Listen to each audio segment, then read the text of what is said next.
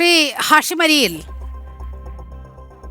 യഥാർത്ഥത്തിൽ ഒരവസരം കിട്ടിയപ്പോൾ നീറ്റ് എന്ന് പറയുന്ന ഒരു വിഷയത്തിൽ ഒരു ആസൂത്രിതമായ ഒരു സമരം ജന്തർ മന്ദറിൽ അരങ്ങേറി എന്ന് തന്നെയാണ് വളരെ കൃത്യമായി മനസ്സിലാക്കേണ്ടത്. അപ്പോൾ അവസരം കിട്ടിയപ്പോൾ എല്ലാ രാജ്യവിരുദ്ധരും ഈ വിദേശ ശക്തികളും ഒരുമിച്ചുകൂടി ഒരു ബംഗ്ലാദേശ് ആക്കാൻ കഴിയുമോ എന്നുള്ള ശ്രമമാണ് യഥാർത്ഥത്തിൽ ഈ കഴിഞ്ഞ ദിവസങ്ങളിൽ ജന്തർ മന്ദറിൽ കണ്ടത്.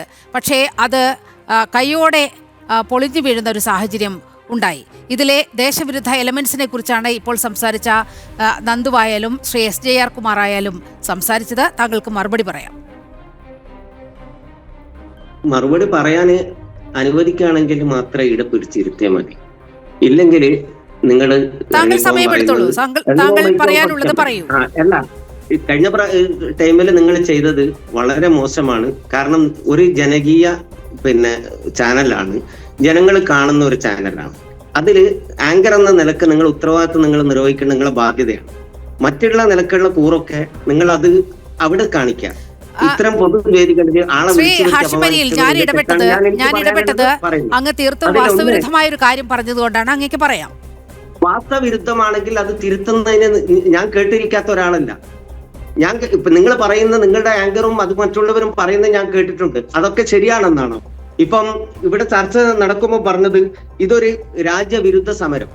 രാജ്യവിരുദ്ധ സമരം എന്ന് പറയുന്നത് എന്താണ് അവിടെ നടന്ന സമരം? രാജ്യവിരുദ്ധ സമരമാണെങ്കിൽ ഉന്നതരായ 2 മന്ത്രിമാര് പോയിട്ട് അവരുമായി ചർച്ച നടത്തിയിട്ട് കോംപ്രമൈസ് ആക്കി വേണ്ട ആവശ്യം എന്താ ഉള്ളത്? പട്ടാളത്തെ ഇറക്കണ്ടേ? എന്തിനാ പട്ടാളം? എന്തിനാ പോലീസ്? എന്തിനാ CRP?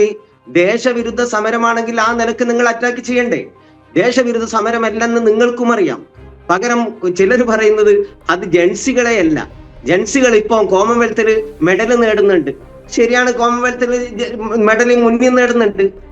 ഇപ്പോഴത്തെ ആധുനിക കാലത്തെ കുട്ടികൾ കുറേയും കൂടെ ക്രിയേറ്റിവിറ്റി കൊണ്ടുവരുന്നുണ്ട്. അത് ഗവൺമെന്റിന്റെ നേട്ടമായിട്ടൊന്നും നിങ്ങൾ എടുക്കേണ്ടതില്ല. കാരണം ബോക്സിംഗ് താരങ്ങളെ മൂലക്കേക്ക് പറഞ്ഞയച്ച ഒരു ഗവൺമെന്റാ ഇവിടെ ഉള്ളത്. അവരുടെ അഭിമാനവും മാനവും പറിച്ചു ചീന്താൻ ശ്രമിച്ചവരാണ് ഈ ഗവൺമെന്റ്. അതൊക്കെ അവിടെ നിൽക്കട്ടെ.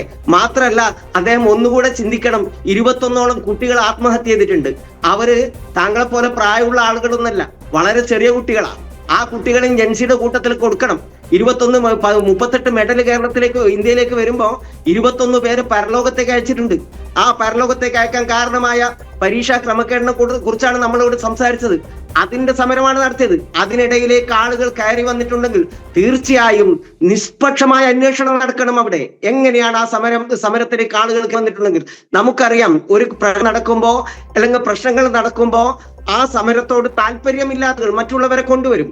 ഇന്ത്യയെ സംബന്ധിച്ചിടത്തോളം ഇന്ത്യയിൽ ദേശവിരുദ്ധരായ ആരെങ്കിലും കടന്നുണ്ടെങ്കിൽ ആ ദേശവിരുദ്ധരായ ആളുകൾ കടന്നു വരുന്നതിനുള്ള ഏറ്റവും വലിയ ഉത്തരവാദിത്വം ആർക്കാണ്? നാട് ഭരിക്കുന്നവർ, രാജ്യം ഭരിക്കുന്നവർക്കാണ്.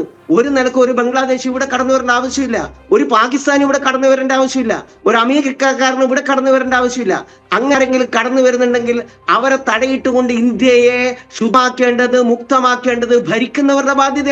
അത് കഴിയാതെ ഏതെങ്കിലും ഒരു സമരം നടന്നപ്പോ ആ സമരത്തെ അതിന്റെ പതിനെ ഇല്ലായ്മ ചെയ്യാൻ വേണ്ടി എന്താണ് പുതിയത് കിട്ടുക എന്ന് നോക്കാം. എന്തെങ്കിലും ഒരു പ്രശ്നം വരുമ്പോ അപ്പോണ്ടുവരും രാജ്യവിരുദ്ധരായ ആളുകൾ അതിനിടയിലേക്ക് കടന്നു വന്നിരിക്കുന്നു. രാജ്യവിരുദ്ധരായ ആളുകളെ തടയേണ്ടുന്ന ബാധ്യത സമരക്കാരുടെ ബാധ്യതയാണോ? ആ ആളുകളെ തടയേണ്ടുന്ന ബാധ്യത ആർക്കാണ്? അത് ചെയ്തില്ല എന്ന് മാത്രമല്ല, അവിടെ കഠിനമായ പോലീസ് ആക്രമണം നടത്തി. പോലീസുകാരനെ മർദ്ദിച്ചു എന്ന് പറയുന്നു. ദേശവിരുദ്ധരായ ആളുകള് സമരവിരുദ്ധരായ ആളുകളുടെ ഇടയിൽ കടന്നിട്ട് പലപ്പോഴും അക്രമത്തിന് മുതിരുണ്ട് എന്ന് സമരത്തിന് നേതൃത്വം നൽകിയ വിദ്യാർത്ഥികളോട് പറഞ്ഞിട്ടുണ്ട് പല ആവർത്തി. അവരെ മാറ്റണമായിരുന്നു, അവരെ തടങ്കലിടണമായിരുന്നു, അവരെ പിടിച്ചു വെക്കണമായിരുന്നു. സമരത്തിൽ പങ്കെടുത്ത് പിന്തുണച്ച ആളുകളൊക്കെ ദേശവിരുദ്ധരാ പറഞ്ഞാൽ ഇത്രയും ദേശവിരുദ്ധർ ഇന്ത്യയുടെ തലസ്ഥാനത്ത് ഡൽഹിയിൽ പോലെയുള്ള വന്ന് തമ്പടിക്കാൻ വേണ്ടി അവസരം കൊടുത്തിട്ട് അതിനെ തടയാൻ കഴിയാഞ്ഞിട്ട് അതിനെതിരെ പ്രതികരിക്കാൻ കഴിയാത്തവർ മറ്റു വഴിക്ക് ഈ സമരത്തെ കുറ്റം പറഞ്ഞുകൊണ്ട് ഉണ്ടാകാൻ ശ്രമിക്കുന്നത് ഒരിക്കലും അഭികാമ്യമാണ് നമ്മൾ പറയാൻ ആഗ്രഹിക്കുന്നത്. പകരം നിങ്ങൾ പറഞ്ഞതുപോലെ തന്നെ ദേശവിരുദ്ധരായ ആളുകളെ നേരത്തെ ഇവരുടെ ചിലർ ചോദിച്ചു ഓഗസ്റ്റ് 15 ആപത്ത് 15 എന്ന് പറഞ്ഞിട്ടുണ്ടല്ലോ എന്ന്. ഞങ്ങൾ പറയാം, ഞങ്ങൾക്ക് കോൺഗ്രസിന്റെ എല്ലാ സിദ്ധാന്തങ്ങളെയും ഞങ്ങൾ അംഗീകരിക്കുന്നവരൊന്നല്ല. കോൺഗ്രസിന്റെ പല നയങ്ങളും ഈ രാജ്യത്തെ പലപ്പോഴും മുന്നോട്ട് പോകേണ്ടുന്ന രാജ്യത്തെ പിറകോട്ട് കൊണ്ടുപോയിട്ടുണ്ട്. ഈ രാജ്യത്തിന്റെ സാമ്പത്തിക സ്ഥിതിയിൽ പലപ്പോഴും കോൺഗ്രസിന്റെ നിലപാട് ഭവിഷ്യത്തുണ്ടാക്കിയിട്ടുണ്ട്. നരസിംഹറാവുവിനെ പോലെ ഉള്ള ആളുകൾ ഈ രാജ്യത്തെ ജനങ്ങളെ രണ്ടാക്കി വിഭജിക്കുന്നതിന് നേതൃത്വം നൽകുന്നുണ്ട്. ഇപ്പോഴും കോൺഗ്രസിനുള്ളിൽ അത്തരത്തിലുള്ള ചിന്താഗതിയുള്ള ആളുകൾ ഇപ്പോഴുമുണ്ട്.